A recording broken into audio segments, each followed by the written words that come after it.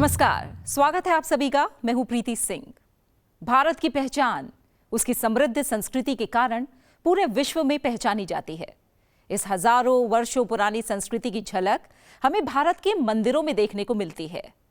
राष्ट्र का प्रमुख सांस्कृतिक संस्थान इंदिरा गांधी राष्ट्रीय कला केंद्र संस्कृति के संरक्षण का कार्य कर रहा है।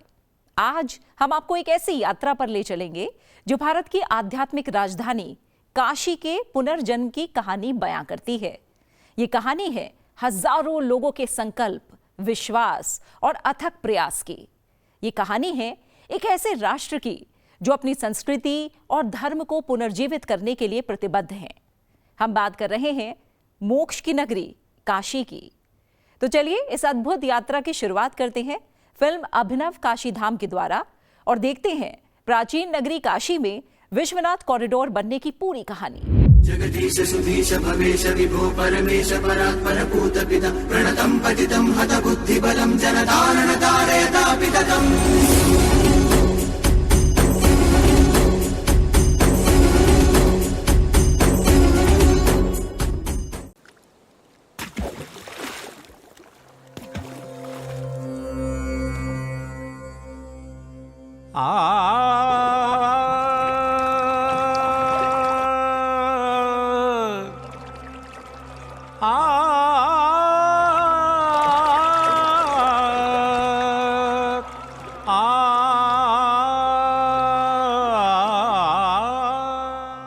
काशी के बसैया, काशी के बसैया पर काशी के खेवैया नाथ भंग के छनैया, भंग के छनैयार गंग के धरैया तुम भोलेनाथ। हाय काशी के बसैया, काशी के बसैया, काशी के बसैया। वाह, बहुत सुंदर गीत है। दोनों को वहीं ले चलते हैं जहाँ का ये गीत है। अरे हम नाव से ही चले जाएंगे। अरे वो दिन गए जब गली में धक्का मुक्की करके जाना पड़ता था। धक्का मुक्की कैसे? अरे बचपन में भोलेनाथ के दर्शन तो जरूर किए होंगे। कई बार। वहीं लेके जा रहे हैं तुम लोगों को बाबा के दर्शन करवाने। गंगा जी से? इधर से कहाँ रास्ता है?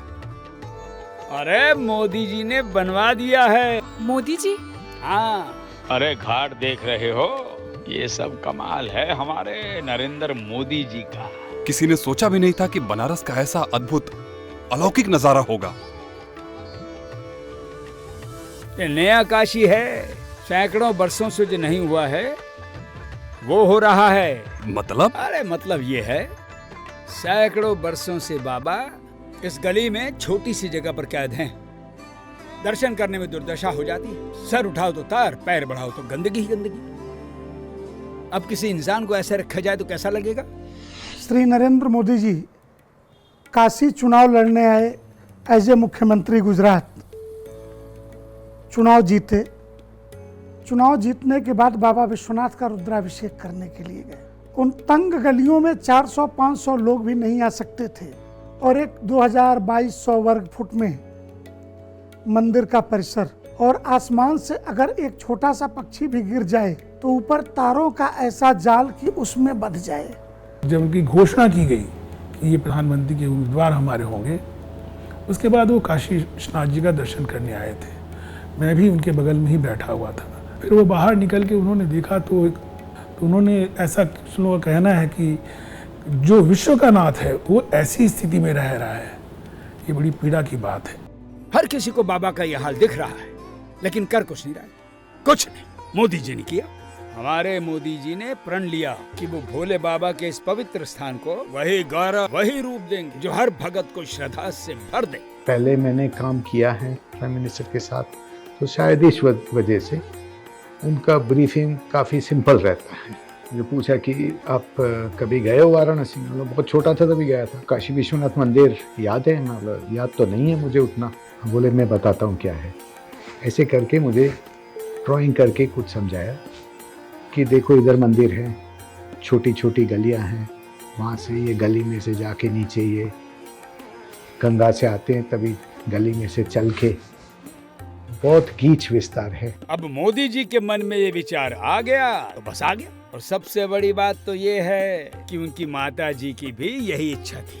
फिर उन्होंने एक बहुत अच्छी बात बताई। बोले अभी मैं रिसेंटली माँ को मिलने गया था, तो मुझे पूछा कहाँ से आ रहा है। मैंने बोला कि मैं तो वाराणसी से आ रहा हूँ। तो उसका पहला सवाल ये था कि वो वहाँ जो काशी मंदिर है, बोले वो वैसा ही है, गंदगी में छोटी छोटी गलियों में से होके जाना था, वही वैसी उसकी हालत है। ये विस्तार की भी सोचो कि यही याद है कि बहुत गीच था, बहुत गंदगी थी, उसमें से होके बहुत कठिन था रास्ता और जाना होता था। और कमाल दिखाएं? बताइए। यहाँ जो लोग नाव से आते हैं, पता है नाव आजकल कैसे चलती है? ऐसे ही चलेगी जैसे आप चला रहे हैं, या मोटर से चलेगी? वो CNG गैस। CNG? अरे वाह, इसका मतलब नो पॉल्यूशन। आप इतनी ये डीजल की बोट चलती हैं, इनको ये इतना पोल्यूशन करती हैं, काला धुआं निकलता है, फिर उन्होंने मंथन करके हम लोगों ने CNG में क्या बोट चल सकती है। पर मंदिर के आसपास के घरों को कैसे हटाया गया? मुझे याद है जब मैं छोटा था तो मंदिर के आसपास तो बहुत सारे घर हुआ करते थे। मोदी जी हैं तो सब मुमकिन है। एक बात शुरू से उन्होंने बहुत स्पष्टता से हम लोग को कह दी, इसमें लोग सहभागी बने। उन्होंने टर्म्स यूज किया था कि कोवर्जन नहीं कोऑपरेशन, कॉन्फ्लिक्ट नहीं कोऑर्डिनेशन। उनका बहुत ही मानवीय पहलू मैं कहना चाहूँगा कि किसी को भी डिस्प्लेस किया जाए तो प्रॉपर्ली कंपनसेट किया जाए। अच्छी बात ये थी कि जब प्रोजेक्ट कंप्लीट होने में आया तो किसी भी एक सिंगल रिट की भी पेंडेंसी नहीं थी, और धीरे धीरे लोगों को श्रद्धा भी डेवलप होने लगी कि कहीं ना कहीं उनकी जमीन भी भगवान के चरणों में जा रही है। और भैया वहाँ जो आसपास में मंदिर थे उनका क्या हुआ? अरे वो वहीं पे हैं, अब वहीं पर रहेंगे जहाँ वो थे। वो भी हम लोगों के लिए एक टास्क था, उनको बचाना है, उनका सौंदर्यीकरण करना है, रेस्टोरेशन करना है, पूरा उनको IGT मतलब नए मंदिर की तरह बना के देना है। अक्सर मंदिरों को जब बनाया जाता है तो उसमें तोड़ फोड़ किया जाता है, कहीं ना कोई छत विछत होता है, लेकिन माननीय मोदी जी की जो दूरदृष्टि रही, देखिए इन मंदिरों को कहीं तोड़ा नहीं गया, इनको पुनः स्थापित किया गया। अच्छा, ये सब तो दूसरे मंदिरों का हुआ, जो मुख्य मंदिर था उसका क्या हुआ? मुख्य मंदिर? हाँ। मुख्य मंदिर तो सोने से सजा दिया गया है। सोने से? हाँ। अब तो मंदिर वाकई बहुत ज्यादा सुंदर हो गया होगा। और क्या, अरे जितना सुंदर दिन में लगता है उससे कहीं ज्यादा सुंदर रात में लगता है। एक चीज उन्होंने जरूर कहा, उन्होंने कहा कि वहाँ मंदिर परिसर में ऐसी स्पॉटलाइट्स दीजिए, ऐसी लाइटिंग दीजिए, न केवल मंदिर दिन में खूबसूरत लगे लेकिन रात में उसकी खूबसूरती आए। अब वो दिन ही अकेले में नहीं देखता, रात में भी देखता, और ये आइडिया उनका था। मेरा तो मन कर रहा है कि अभी दौड़ के जाऊं और सोने से सजे मंदिर के दर्शन कर लूं। पवित्र काम में देरी किस लिए? हेलो, कहाँ हो तुम लोग? मैं विश्वनाथ धाम पर हूँ। किस गेट पर? मैं गंगा जी वाले द्वार पर हूँ। वही रुको, मैं आती हूँ। मैंने आपको बताया था ना, मेरी कॉलेज की सहेली यहीं पर रहती है, तो वो हमसे मिलने आ रही है। अच्छा। अरे तो चलो, नाव के एकदम द्वार तक ले चलते। भोले बाबा की ड्योढ़ी अब देख सज गई लहो, भोले बाबा की ड्योढ़ी अब देख सज गई लहो, बंद कमल के देखा भैया जैसे खिल गई लहो, भक्तन के भाग जगल हो, भक्तन के भाग जगल हो, करे हैं प्रणाम तुम भोलेनाथ।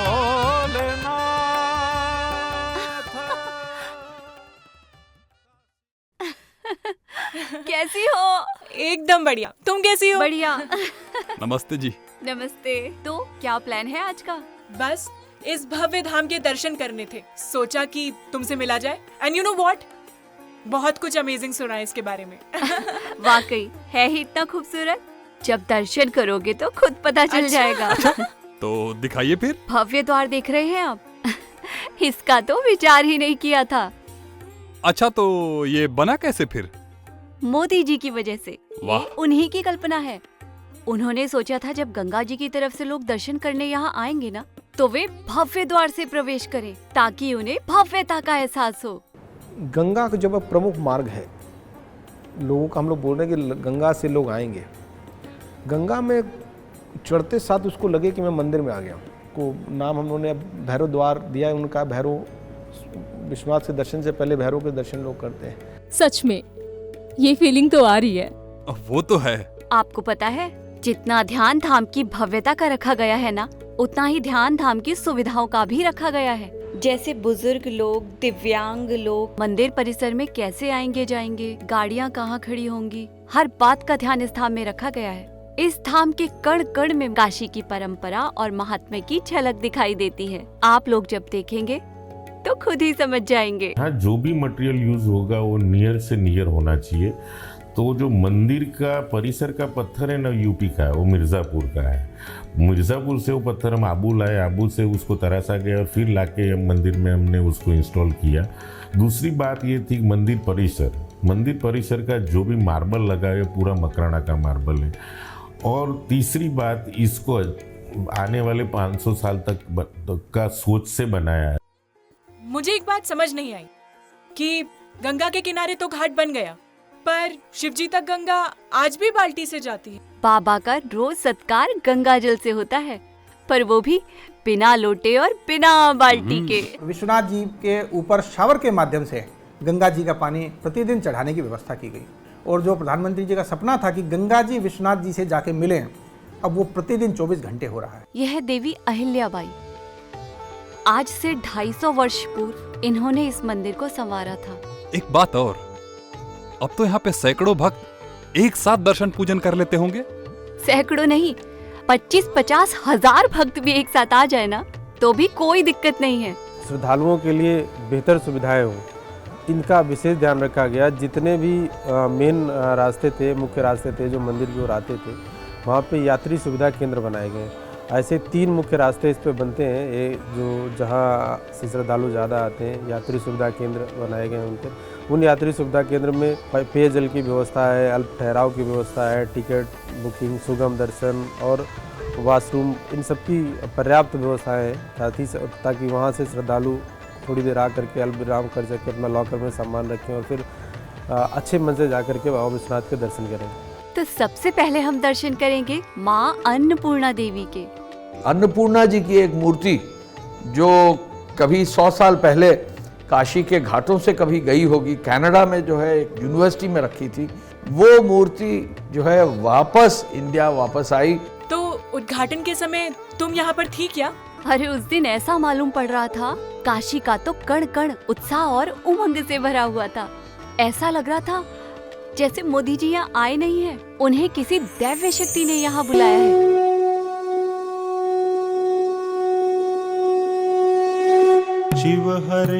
जब मोदी जी ने माँ गंगा में डुबकी लगाकर और हाथ में जल ग्रहण करके धाम की सीढ़ी पर पहला कदम रखा था ना, तो वो क्षण देखने लायक था। पूरा देश गर्व से अपना सीना चौड़ा कर रहा था। उस चीज की कल्पना वहाँ उपस्थित कोई व्यक्ति नहीं कर सकता था।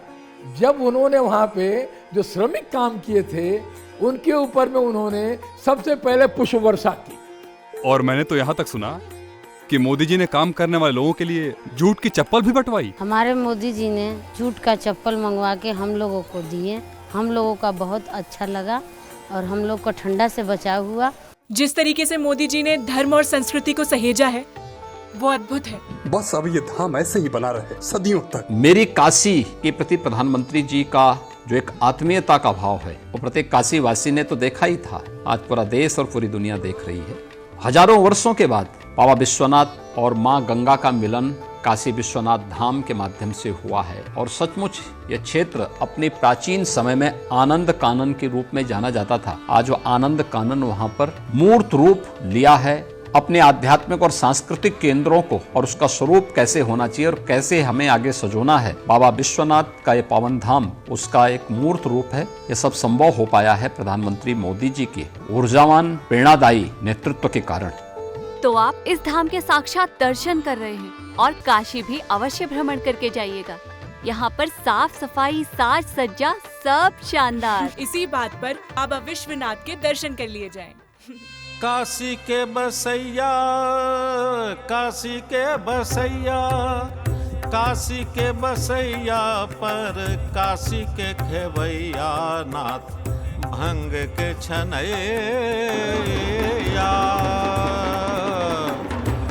भांग के छनैयार गंग के धरैया तुम भोलेनाथ हाय। तो देखा आपने फिल्म अभिनव काशी धाम में काशी विश्वनाथ कॉरिडोर बनने की कहानी।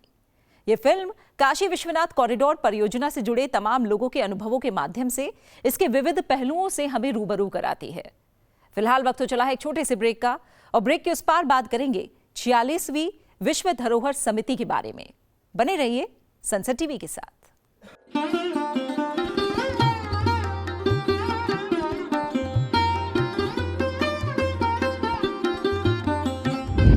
ब्रेक के बाद एक बार फिर आप सभी का स्वागत है। बात करते हैं 46वीं विश्व धरोहर समिति के बारे में। वैसे तो यूनेस्को विश्व धरोहर सम्मेलन दुनिया भर की अद्वितीय सांस्कृतिक और प्राकृतिक विरासत को मान्यता देने और संरक्षित करने का एक महत्वपूर्ण मंच है। हर साल आयोजित होने वाला ये सम्मेलन दुनिया के विभिन्न कोनों से आने वाले विशेषज्ञों, सरकारों और गैर सरकारी संगठनों को एक साथ लाता है। इस सम्मेलन का पहली बार मेजबानी भारत ने की। केंद्रीय संस्कृति मंत्रालय द्वारा ये आयोजन 21 से 31 जुलाई तक दिल्ली के भारत मंडपम में आयोजित किया गया, जिसका उद्घाटन प्रधानमंत्री नरेंद्र मोदी ने किया। तो देखिए विश्व धरोहर समिति पर IGNCA की ये खास पेशकश। अपनी समृद्ध संस्कृति और खूबसूरत विरासत स्थलों के कारण भारत विश्व प्रसिद्ध है। ऐसे में जब भारत में विश्व धरोहर समिति की 46वीं बैठक आयोजित की गई तो इससे भारत ने विश्व को भी एक बड़ा संदेश दिया। 21 जुलाई से 31 जुलाई तक दिल्ली के भारत मंडपम में विश्व धरोहर समिति के 46वें सत्र की मेजबानी की गई। यह भारत के लिए पहला अवसर था और इस दौरान 150 से अधिक देशों के 2000 से अधिक राष्ट्रीय और अंतर्राष्ट्रीय प्रतिभागियों ने हिस्सा लिया। उद्घाटन समारोह में प्रधानमंत्री नरेंद्र मोदी और यूनेस्को की महानिदेशक ऑड्रे अजोले समेत अन्य प्रतिष्ठित व्यक्तियों ने शिरकत की। प्रधानमंत्री ने विश्व धरोहर समिति की बैठक पर बोलते हुए कहा, भारत वैश्विक विरासत के इस संरक्षण को भी अपनी जिम्मेदारी मानता है। इसलिए हम भारतीय विरासत के साथ साथ ग्लोबल साउथ के देशों में भी हेरिटेज संरक्षण के लिए सहयोग दे रहे हैं। कंबोडिया के अंकोर वाट, वियतनाम के चाम टेम्पल्स, म्यांमार के बागान में स्तूप, भारत ऐसी कई धरोहरों के संरक्षण में सहयोग दे रहा है। और इसी दिशा में आज मैं एक और अहम घोषणा कर रहा हूं। Bharat UNESCO world heritage centre के लिए $1 मिलियन का कंट्रीब्यूशन करेगा।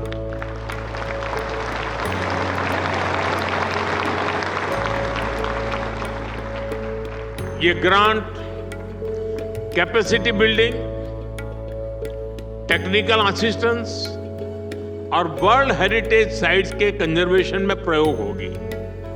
विशेष रूप से ये पैसा ग्लोबल साउथ के देशों को काम आएगा। भारत में युवा प्रोफेशनल्स के लिए वर्ल्ड हेरिटेज मैनेजमेंट में सर्टिफिकेट प्रोग्राम भी शुरू हो गया है। मुझे विश्वास है कल्चरल और क्रिएटिव इंडस्ट्री ग्लोबल ग्रोथ में बड़ा फैक्टर बनेगी। इस बैठक में नए स्थलों को नामांकित करने के प्रस्ताव, मौजूदा विश्व धरोहर स्थलों की संरक्षण रिपोर्ट और अन्य महत्वपूर्ण मुद्दों पर चर्चा की गई। साथ ही भारतीय संस्कृति को प्रदर्शित करने के लिए विभिन्न प्रदर्शनियों का आयोजन भी किया गया। भारतीय संस्कृति अनेक अनेक सदियों की एक कालजयी यात्रा है, जिसकी पहली अभिव्यक्ति भारत की ज्ञान विज्ञान की परंपराओं का स्रोत हमारे वेद हैं। वैदिक मंत्रोच्चार को भी यूनेस्को द्वारा मानव जाति की अमूर्त सांस्कृतिक विरासत के रूप में मान्यता प्रदान की गई है। राखीगढ़ी, सनौली, लोथल, धोलावीरा, कालीबंगा आदि स्थानों पर हुए एक्सकेवेशन से मिले हमारे सिंधु सारस्वती सभ्यता के अवशेष भारत की इस सुदीर्घ यात्रा के प्रमाण हैं। भारत मंडपम में भारतीय संस्कृति को प्रदर्शित करने के लिए अतुल्य भारत प्रदर्शनी भी लगाई गई है। जयपुर के अलंकृत प्रवेश द्वार की प्रतिकृति और भारत के विभिन्न सांस्कृतिक स्थलों की इस प्रदर्शनी के मुख्य आकर्षण हैं। इंदिरा गांधी राष्ट्रीय कला केंद्र द्वारा भारत लोकतंत्र की जननी विषय पर एक प्रदर्शनी का आयोजन किया गया। यह प्रदर्शनी हमारे देश की लोकतांत्रिक परंपराओं को प्रदर्शित करती है। India at the 46th session of the World Heritage Committee, a well-organized event here in India, and to talk of the presentations that we are seeing here, very well thought presentations depicting the rich history and heritage of of India, as well as the democracy process, which is a magnificent experience. इस बैठक में असम के मोईदाम ऐतिहासिक टीला शवागार को UNESCO की विश्व धरोहर सूची में शामिल किया गया, जिससे भारत का 43वां विश्व धरोहर स्थल बना। प्रधानमंत्री ने अनुरोध किया कि सभी देश विरासत के मंत्र पर आगे बढ़ें और इस क्षेत्र को रोजगार के नए अवसर प्रदान करें। इस प्रकार विश्व धरोहर समिति की 46वीं बैठक भारत के सांस्कृतिक और रचनात्मक उद्योग के विकास में एक महत्वपूर्ण मील का पत्थर साबित हुई। My name is Du Won-jo from Republic of Korea. I am currently serving as a president Ecomos Ecoforce. Congratulations on this meaningful exhibition. Its definition is history stems from all over the world. Focused on India, it's also very valuable to proceed such a spirit of the community involvement.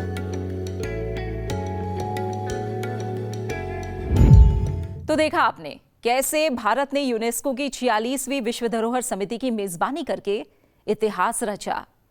ये पहली बार था जब भारत ने इस महत्वपूर्ण सम्मेलन की मेजबानी की थी।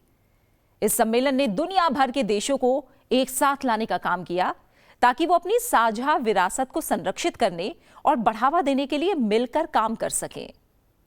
आपको ये कार्यक्रम कैसा लगा, हमें बताइए हमारे ईमेल आईडी या फिर कमेंट बॉक्स में। फिलहाल वक्त हो चला है आपसे विदा लेने का। आज के लिए केवल इतना ही।